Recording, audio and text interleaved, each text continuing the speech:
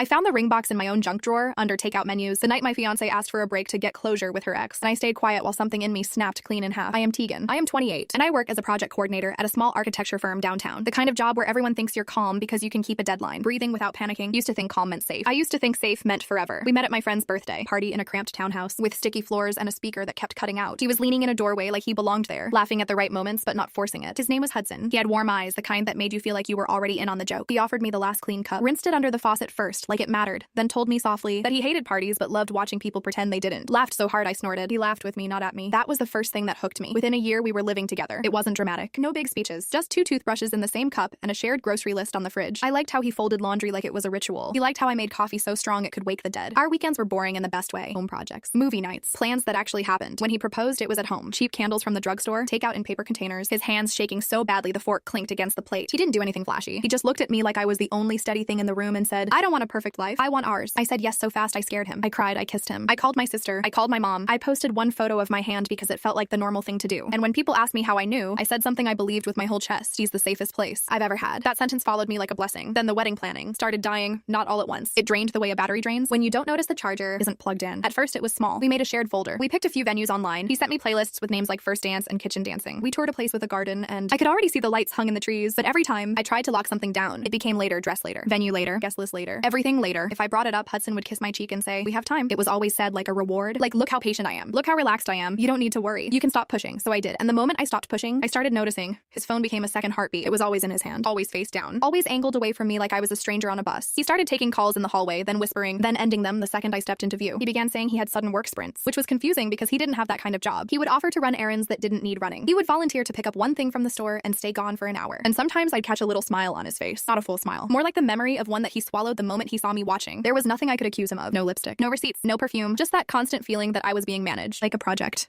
Like he was keeping me calm on purpose. One night at a game night with friends, we were sitting cross-legged on someone's living room rug, passing around cards with prompts that were supposed to be funny. Someone drew a card and groaned, "Okay, this one's brutal. If you could relive one relationship, which one?" People laughed, people teased. It was supposed to be harmless. Hudson didn't even pause. "My ex," he said, like he was answering what he wanted for dinner. The room went quiet so fast I could hear the refrigerator kick on. He realized what he'd said and laughed too loud. He waved his hand like he could erase it. "It's just a game, relax." Nobody laughed back. I felt my face go hot. I kept my mouth closed. I stared at the card like the words might rearrange themselves into something safer. Later in the car, I tried to keep my voice calm. I tried to sound like myself. "Why would you say that?" He shrugged, staring ahead. "She was important. More important than me?" He sighed like I was making him tired on purpose. "Don't be dramatic." It was years ago, but the word important stuck in my ribs like a splinter. I didn't know how to pull it out without bleeding. After that, he started calling me babe more often, like a bandage. He started bringing home little treats, like it would soften the air. A pastry, a new candle, my favorite sparkling water, and every time he did it, he'd look relieved, like he had completed a task. I told myself I was imagining things. I told myself everyone gets weird when weddings get real. I told myself my own fear of being left was coloring everything. Then came the Friday that broke something I didn't know could break. I left work early with groceries and a plan to cook. Nothing fancy, just pasta, salad, bread warmed in the oven. I was going to make the kitchen smell like garlic and comfort. I was going to say, casually, that we should pick a date. I even had a pen in my pocket like I was going to sign us back into our future. When I opened the front door, the house felt wrong, too quiet, too staged. Hudson was on the couch with his laptop open, but the screen was dark. He wasn't working. He was waiting. His posture was straight,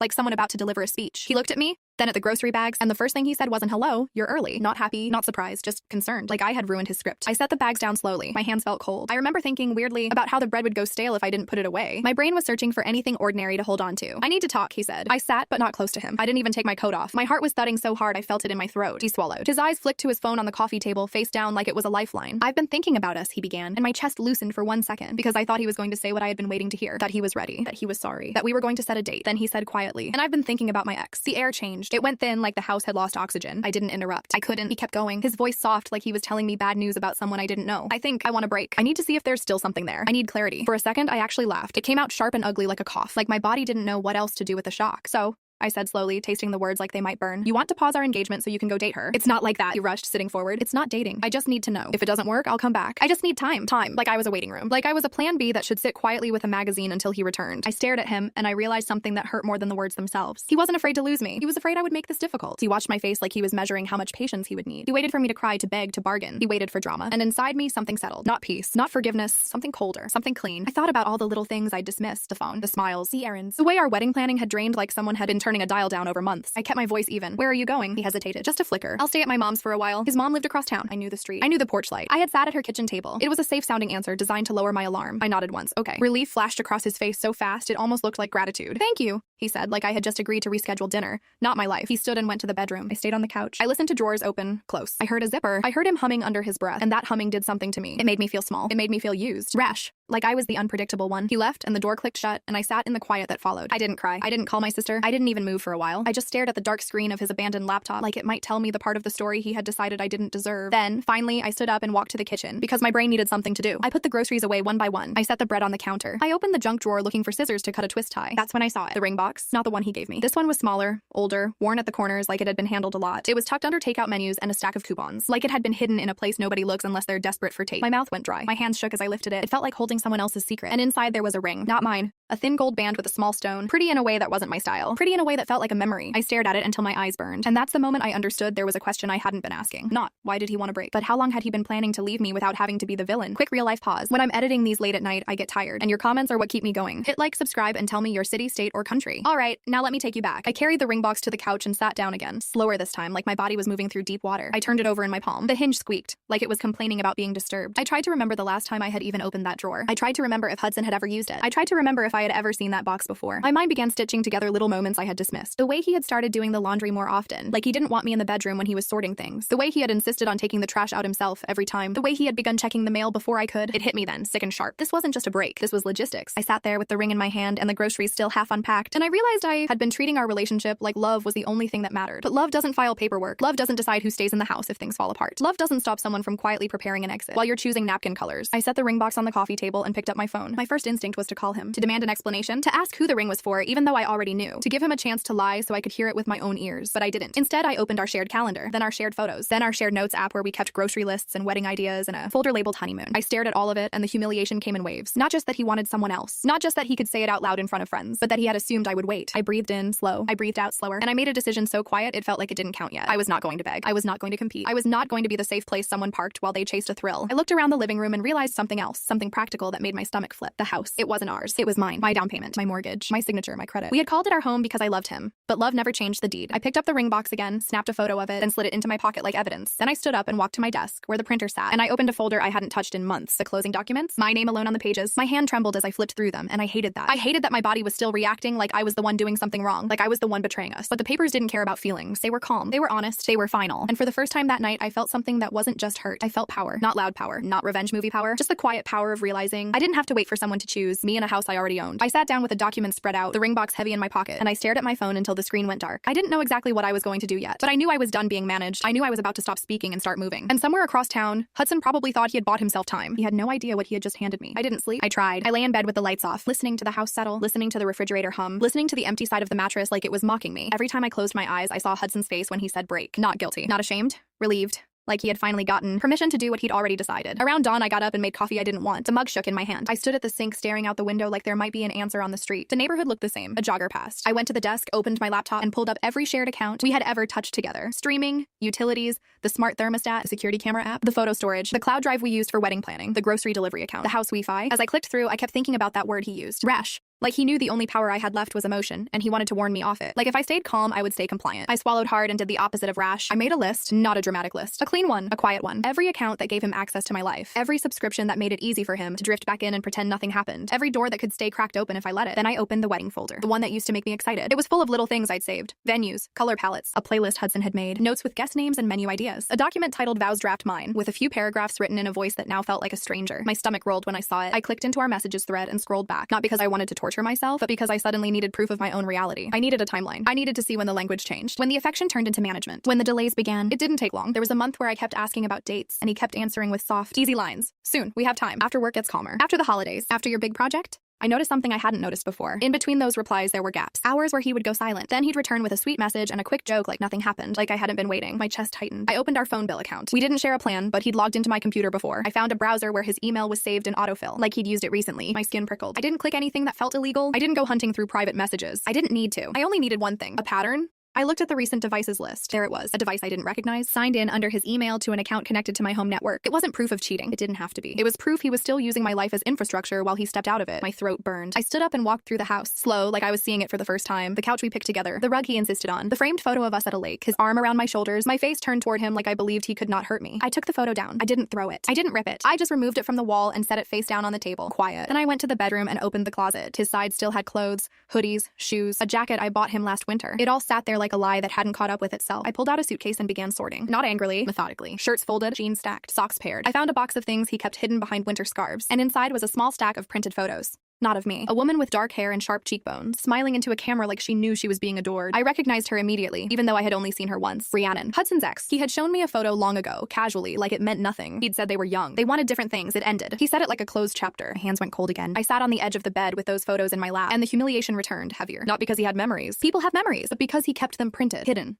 curated, like a shrine. I thought of that ring box in my pocket. I pulled it out and opened it again, just to confirm I wasn't hallucinating. Still there. Still real. A ring that was not mine. My brain tried to protect me with denial, but denial couldn't survive paper and metal. I put the ring back in the box and slid it into my desk drawer like it was something sharp. Then I did what I should have done the night before. I called my friend from the birthday party, the one who had introduced us. Her name was Holland. She answered on the second ring, voice thick with sleep. Tegan? I almost broke right then, hearing someone say my name like I mattered. But I held it together. Holland? I said steady. I need to ask you something, and I need you to be honest. She went quiet. What's wrong? I stared at the blank wall. Hudson asked for a break to get closure with Rhiannon. Holland exhaled like she'd been punched. Oh my god, that reaction told me everything. My heart started beating faster. You knew? No, she said quickly, then corrected herself in the same breath. I knew they were talking again. I didn't know it was this. I swear. My fingers curled into the phone. How long? Holland hesitated, and that hesitation felt like betrayal too, even though she wasn't the one who promised me forever. I saw her name pop up on his phone at my place, she admitted. A while ago, he stepped outside to take the call. I asked him later, joking, and he said it was nothing. He said they were just catching up. I believed him. I closed my eyes. Catching up. That was the phrase people use when they want you to stop asking questions. I forced my voice to stay calm. Did he ever tell you he was unhappy with me? No, Holland said, and her voice sounded guilty now. He always said you were good, that you were solid, that you kept him grounded. Solid, grounded. The words people use for something they don't want to lose, but also don't love enough to protect. I thanked her and hung up before she could apologize, because I didn't want comfort. Comfort felt like a sedative. I needed clarity. I looked around the bedroom, the house, the life that had been slowly drained without my permission. Then I picked up my phone again and called someone else, a realtor. Her name was Greer. She had helped my coworker sell a condo last year, and my coworker had described her as calm, fast, and ruthless in the kindest way. Greer answered with a bright voice. This is Greer. I swallowed. Hi, my name is Tegan. I own a house and I need to talk about listing it. There was a pause, just long enough for her to adjust her tone. Okay, are you thinking of listing soon? Yes, I said, and my voice didn't shake. As soon as possible. Greer didn't ask why. Professionals rarely do. She asked practical questions. Square footage, neighborhood, condition, timeline. As I answered, I felt something almost surreal. Like I was watching myself from a distance, a woman calmly dismantling her own future in the middle of a weekday morning. But it didn't feel like dismantling. It felt like taking my hands back. After I got off the phone, I sat at the kitchen table with my list. Accounts, locks, documents, the name of a moving company, the number for a locksmith, and then, because my mind couldn't stop looking for the truth, I opened social media, not to stalk, but to confirm something my gut already knew. I searched Rhiannon. Her profile was private, but her photo was recent. Same face as the printed pictures, just older, sharper. I clicked through what I could see. There was a new post with comments underneath. Friends teasing her about being back in town. Back in town? I stared at that phrase until my eyes blurred. Hudson hadn't asked for a break because he was confused. He asked for a break because opportunity had arrived. I set the phone down gently like it was made of glass. Then my doorbell rang. I froze. For a second, my body expected Hudson. Expected him to come back to test if I was still waiting, to see if his safety net was still stitched in place. I walked to the door quietly and looked through the peephole. It was not Hudson. It was Hudson's mother. My stomach dropped. Her name was Noelle, and she stood on my porch with a tight smile and a casserole dish, like grief could be softened with food. Her hair was brushed perfectly. Her posture was composed. She knew. Of course she knew. I opened the door, but I did not step aside to invite her in. Noelle's eyes flicked past me into the house. Her smile held, but it looked painful. Hi, Tegan. Hi, I said. She lifted the dish slightly. I made you something. I thought you might not feel like cooking. I stared at the dish, then at her face. Thank you. Noelle shifted, uncomfortable. He just needed time. He's been stressed. Weddings are stressful. People get scared. They make mistakes. I nodded once, like I was listening. Then I asked one small question, gentle as a pin. Did he tell you about the ring I found in my house? Noelle's face changed, just for a second, but it was enough. Her grip tightened on the casserole dish, and the perfect composure slipped. Like the power cord had been pulled halfway out. I watched her realize I knew more than Hudson had prepared her for. And in that moment,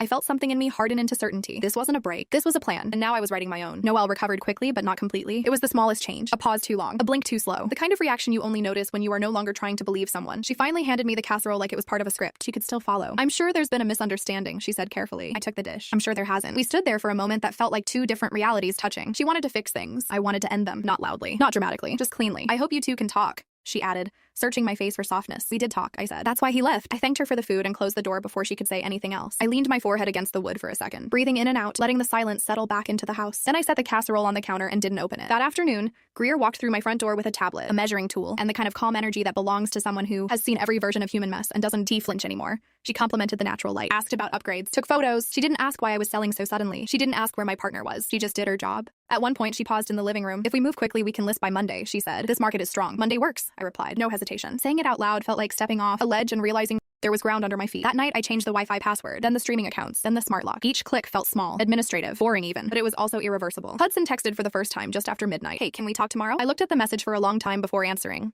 Okay, one word, no anger, no questions, just permission. The kind he thought I was still giving him. He replied instantly, thank you. I'll come by in the afternoon. I put my phone down and went to bed. I slept better than I had the night before. The next day, I packed the rest of his things. Not thrown into boxes, folded, organized, labeled. I included the printed photos, the hidden ones. I included the jacket I bought him, the spare shoes by the door, the coffee mug he always used. And finally, I added the small ring box. I sealed the last box just as a moving truck pulled into the driveway. I had scheduled it that morning, not to be cruel, not to rush him, just to finish what he had started. Hudson arrived 15 minutes later. He stepped out of his car looking nervous but hopeful, like someone expecting a difficult conversation that would eventually bend in his favor. Then he saw the truck, then the stacked boxes, then me, standing on the porch with a clipboard from the movers. His expression collapsed into confusion. What's going on? I walked down the steps slowly, calmly. You asked for space. I'm giving it to you. He looked past me into the house like he expected to see our life still intact. Tegan, I didn't mean move out. I meant a break. I know what you meant, I said. The movers began carrying boxes past us. Hudson watched them, stunned, like he couldn't process motion. You didn't have to do all this, he said, voice tightening. This is extreme. I almost smiled at that word. Extreme. No, I replied. What would have been extreme is pretending this was temporary. He ran a hand through his hair. I told you I just needed clarity, and I needed dignity, I said quietly. That stopped him. For a moment, neither of us spoke. The only sound was tape being sealed and footsteps crossing the porch. I was going to come back, he said finally. You didn't even give me the chance. I met his eyes. You were already gone. His phone buzzed in his hand. He glanced down automatically. Reflex. And his face changed. Confusion again. Then something like fear. I knew what he was seeing, because earlier that morning, I had received a message request from someone I had never spoken to before. Rhiannon. Not emotional. Not apologetic. Just factual. She wrote that Hudson had been talking to her for months. That he told her he wasn't sure about marrying me. That he said he felt safe with me, but not alive. That she didn't want to be dragged into something dishonest and thought I deserved to know I hadn't answered her. I didn't need to. Hudson looked up at me pale. She messaged you. I nodded once. I didn't ask her to, he said quickly. I know, I said. And I did know, because truth doesn't always arrive dramatically. Sometimes it just shows up when people stop coordinating their lives. He looked around again at the boxes, the truck, the life being removed with professional efficiency. You're really doing this, he said, like he still couldn't believe I hadn't waited. Yes. His voice cracked then, just a little. What about the house? I handed him an envelope. Inside was a printed notice. Listing confirmed. He read it slowly, like each word weighed more than the last. You're selling it? Our house, I corrected gently, was always mine. That landed harder than anger ever could have. He didn't yell. He didn't argue. He just stood there staring at the paper, realizing there was nothing to negotiate. No emotional leverage. No shared asset to anchor himself to. The last box went into the truck. I signed the form. The movers drove away. Hudson remained on the sidewalk, holding an envelope and a future that no longer included me as a fallback. I made a mistake, he said. I believed him. But mistakes are things you fix before they become decisions. I hope you find what you're looking for, I replied. I walked back inside and closed the door. Not slammed. Just closed. The house echoed differently now. Emptier, but honest. A week later, I stood at a closing table across from strangers who were excited about paint colors and backyard plans. I signed my name where it was required, passed the keys across when it was done. No drama, no speeches, just completion. I walked out carrying only what belonged to me. And for the first time in a long time, nothing in my hands felt temporary. Sometimes people think revenge is loud. Mine sounded like paperwork, like silence, like a door closing without asking permission to open again. That was enough. Now let me step out of the story for a moment, because this kind of situation is not really about betrayal the way people think it is. It is about hesitation, about someone wanting certainty without risk. Some people don't leave relationships. They slowly loosen their grip and wait to see if something better appears. They call it confusion. They call it needing time. But what they are really doing is trying to avoid loss while still chasing desire. And if you are the person on the other side of that, you feel it before you can explain it. The distance, the politeness, the way conversations become negotiations instead of connection. Your brain tries to protect the relationship by minimizing it. You tell yourself you are imagining things. You wait for clarity that never comes. The hardest part is accepting that silence can be an answer. Not reacting loudly is not weakness. Sometimes the most powerful response is to stop participating in something that is already dissolving. No arguments, no performances, just decisions. When you remove access, when you stop explaining, when you let reality speak for itself, people finally see consequences they thought they could avoid. And by then you are already gone. Thumbnail. My fiance asked for space to revisit the past, so I quietly made decisions about our future that changed everything without saying a word. I didn't argue. When my engagement collapsed, I just rewrote the ending alone.